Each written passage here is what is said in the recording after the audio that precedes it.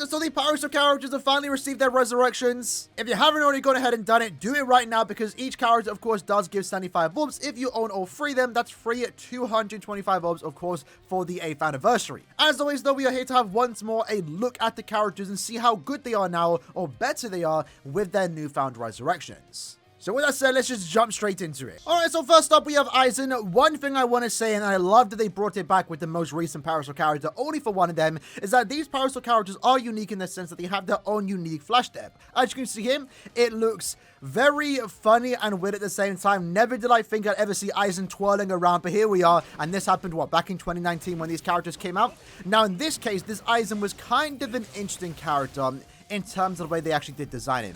He was, at the time of the character's release, we weren't always getting characters with flurry. Like, we got a lot of normal attack damage characters, but not every character got flurry +1, and that wasn't obviously, you know, back then even, it wasn't that good.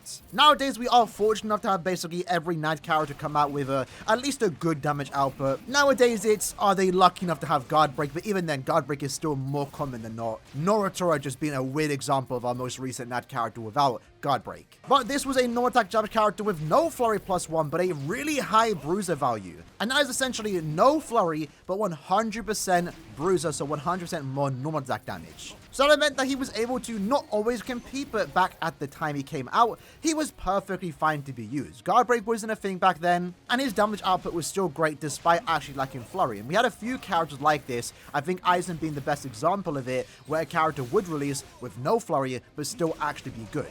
Alongside that too, Aizen just looks great. For a Knight character, I really love the visuals for this character. Again, the 12 is just great. SA1 is going to be a lunge forward and has this really cool rain effect to it. Aizen just walking forward, and then you also have the glass shattering, obviously referencing his Kokusugetsu. Like, the final hit of that SA1 is actually really cool. His SA2 is a cell surrounding vortex. Again, once more, really good SA2 for a Knight character like this. Again, Guard Break wasn't a thing back then. Ideally, you wanted to break the enemy's guards. Having crowd control like that on a Knight character was really good. And then its SA3 is just closing the doors, but then there's a bit of blood spatter. Aizen, I don't know what you're doing behind there, but I'm kind of scared. And then the Soul Bomb.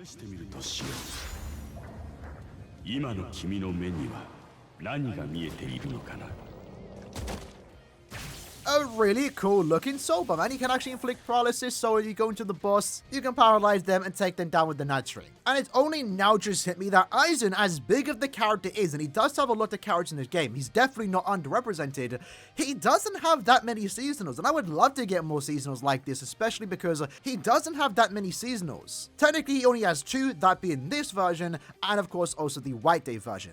But White Day version did get remade, so there's 2 White Day versions, but it's basically the same character in terms of the theming, for example. And every time we do get a new Aizen, especially a seasonal one, he usually has some great visuals. So I wouldn't mind more seasonal Aizens, I'm not gonna lie. That said though, when it came to this character's resurrection, unfortunately he didn't really get the best treatment per se. Again, remember, he has 100% bruiser, and that's basically about it. He had a very good chance here to actually pick up flurry +1, and it would have been really cool to see him actually get that, especially if he kept the bruiser value, because at that point, his damage output would have been higher than some Knight character released even nowadays. So this character really had some good potential. Unfortunately, didn't really work out for the best, because the new skill that he did pick up was 20% more damage to paralyzed enemies. And at least in these particular runs, we very rarely ever get to even see that extra 20% damage. Like, sure, we're going to see when we use our Soul Bomb, so I guess we have a reason to use our Soul Bomb. It's going to trap the enemy in place, and then we're also doing 20% more damage, but I would have really loved to see his character pick up Flurry,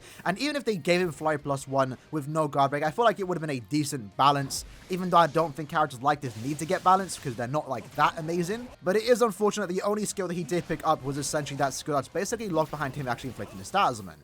As for his upgrade though on the soul trait, remember his normal attack damage soul trait is 20%. Now it's that with the addition of actually lowering the damage that you do take. It's a very common combo for Knight characters like this to pick up, normal attack damage and also DR. Personally, I feel like we have way too many of them, and I don't think it's even that good of a combo anymore, because I really don't ever see myself ever using links like that. I would have much preferred a utility link like Recharge, for example, which would have allowed his SA2 to come back a tad bit faster, and even his other strong attacks to come back faster, so we could actually break guard more often, which is something that he does have to do.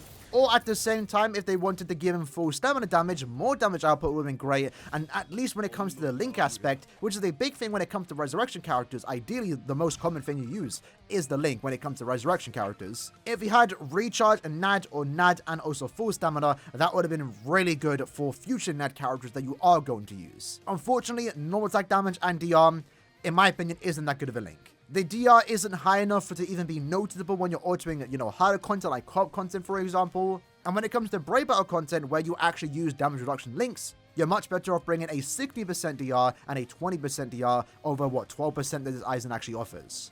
Overall, this Aizen was a pretty cool character, really good on release despite him having Flyer +1. Looks really good for an Aizen and has still some great visuals even years later. Unfortunately though, the resurrection really didn't do him justice. Next up, we have SUNSUN, once more, very unique looking flash step, and what I like about it, at least from what I can tell, is that the visuals are even different in the way she twirls when compared to Aizen and also HALIBEL. In our case though, once more, a pretty good strong attack character on release, nothing super crazy, but definitely still good.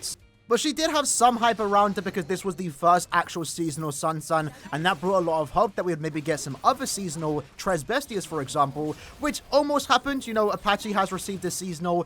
SUNSUN has also received another seasonal early this year. Unfortunately, Melee Rose hasn't been so lucky, and I would still love someday for those characters, or free them to at least have one more seasonal. SUNSUN's been a bit greedy, but it's definitely understandable. But I definitely see Caleb have some bias here when it comes to the characters, and SUNSUN probably is the most popular of the three Tres Besties, so it does make sense. Having said that though, alongside the fact that she was the first seasonal SUNSUN, there was still some excitement for her because she was actually a Technicolor killer, and at the time of this character release, there wasn't really that many good Technicolor killers. A lot of people at the time were still using characters like Tire Ichigo, the Bankai version, and they're really hoping for a new character that actually can surpass him, and we never got that. Even with this character, her strong attacks were definitely on the wonkier side, and she didn't really replace someone like Ichigo, for example. So that was also a bit of disappointment there. It was also a weird trend for a very long time that any Technicolor killer that came out had some really bad strong attacks. Let's use our Sobom though.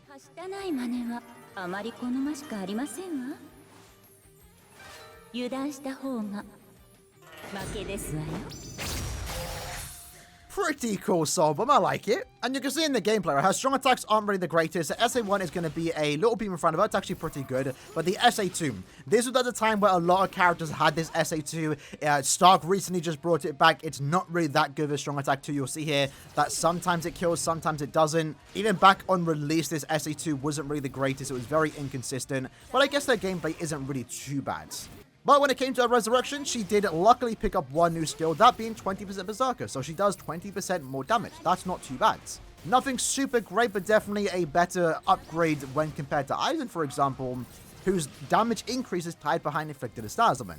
As for her second soul trait though, she is originally a 12% recharge soul trait. Now she has that with the addition of actually getting 13% more coins. So she is now, I guess, a farming link. You can use her on your characters, get that extra bit of recharge, and also get the extra bit of coin drop. Now to me, I kind of prefer, I know not a lot of people like the coin drop links, but maybe I'm coming from someone that has a lot of really good links already. Technique does have quite a few full stamina and recharge links, strong attack damage and recharge links. Another recharge and sad link for me wouldn't really do much, but a link like this, a coin drop increase, I can definitely see myself using. I know it is very similar to a 4-star drop, for example, but I don't save 4-star characters. So if I ever am in need to farm coins, which will eventually come soon because I am trying to link sort all my characters. I've already ran through 500 million coins in the course of like 2 months. I'm going to be happy to have a link like this. So maybe I'm in the minority, but I can definitely see myself using a link like this, even if it's only for the coin drop. The character itself though, got more damage output, 20%, really doesn't change much of a gameplay, but she's still definitely usable, far from unusable. Not really the greatest though, keep that in mind. But I guess now she has a newfound usage with the coin aspect, because you can use it as a link to get those extra bit of coins.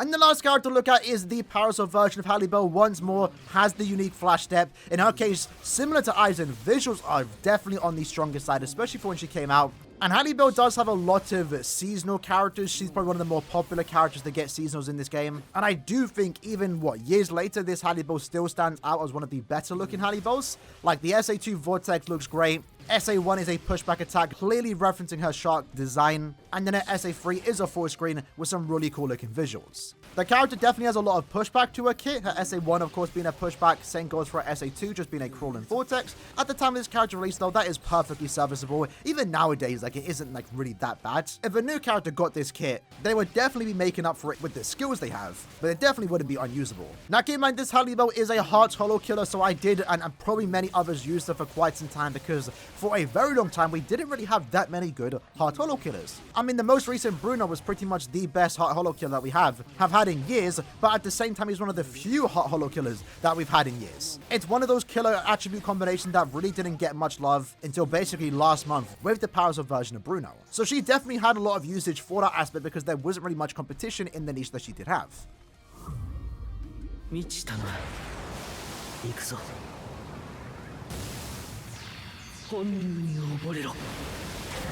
Soul Bomb though, I'm not gonna lie, while it does look good, was always a weird one to me. Why is she tiny?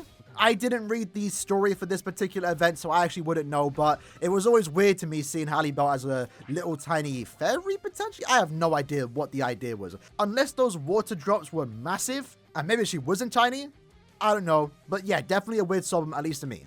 Unfortunately though, just like Aizen, HALIBEL got a damage increase, but it is tied behind her actually inflicting stat summons. In her case, she has to inflict weakening, and if she does, she gets 20% more damage. And I guess it's 70% because the weakening already does give you a 50% damage increase. So she can hit decently hard for the time of her release. But again, when she doesn't even have Berserker built into the character's kit, it's definitely not the best skill upgrade you could have received, because she quite simply could have just got the similar treatment that SUNSUN got, for example, and a just 20% damage increase buff. That isn't tied behind RNG, where at this point, we're very rarely ever going to see it.